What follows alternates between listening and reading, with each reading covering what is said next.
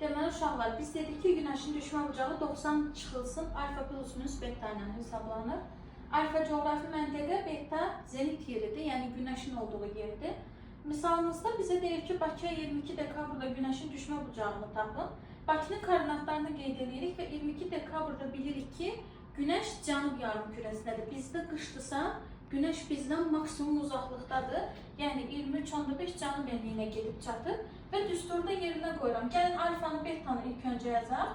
Alfamız 40 dərəcə şimal enliyidir, betamız 23.5 dərəcə cənub enliyidir. Düsturda yerinə qoyuram. 90 çıxılsın alfa. Artıq ortaya mən plus yazmalıyam. Çünki biri şimal, biri cənub yarımkürəsidir. Plus 23.5.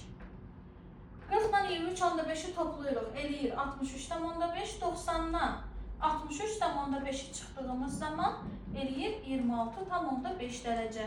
Deməli 22 dekabrda Bakı günəş şüaları 26.5 dərəcə bucağına düşür.